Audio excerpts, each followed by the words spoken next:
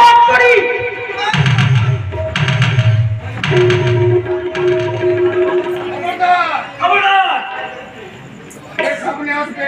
সামনে আসবে তাকে আমি গুলি করবো। এত সহজে মহিষাসুররা মরে না। নারী সচলিত। আমি আবার বলছি এই কলির মহিষাসুররা এত সহজে মরে না। আমি মহিষাসুরের হাতে তাদেরকে সভা। তাহলে তো পুরাণটাকেই পাল্টে দিতে হবে রে মহিষাসুর।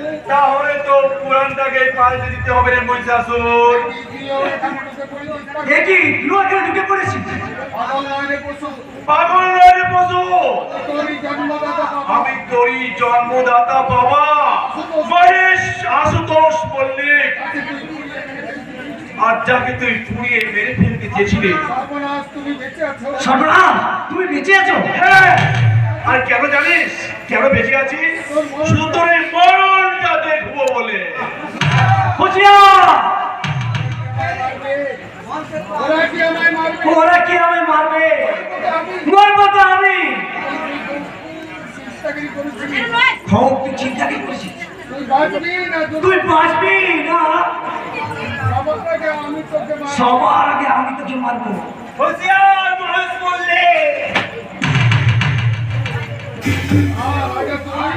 রাজা তুমি?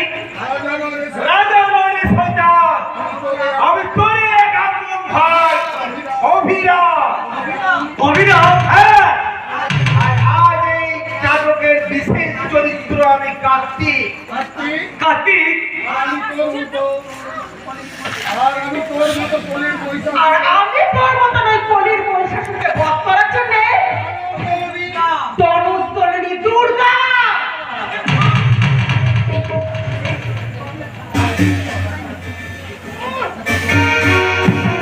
কি করবে দুর্গা তুমি?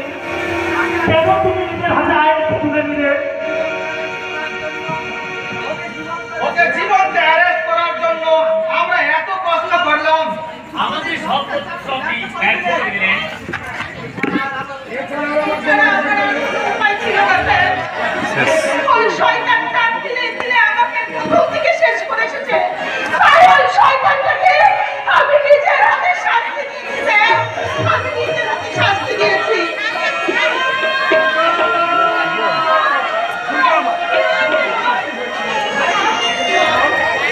বাবা, মা, মহেশ মল্লিককে খুন করেছেন।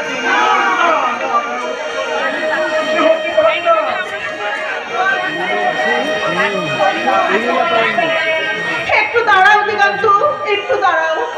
আমার একটা কাজ বাকি আছে, দয়া করে তুমি আমাকে একটু সময় দাও। আয় করে কোন গৌরী আমার কাছে আয়। আমি সব শুনেছি। তাই তাই আজ নিজের হাতে আমি তোকে রাজার হাতে তুলে দিয়ে গেলাম। তুই রাজাকে দেখিস, বোন, রাজাকে দেখিস। এবার তুমি আমাকে অ্যারেস্ট করো। আমাকে অ্যারেস্ট করো দিগন্ত। আশা ছিল এ জানত সবই ভুল। জীবন যুদ্ধে জয় হতে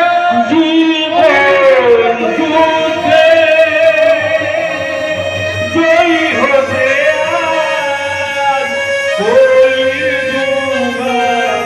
ভুলেছে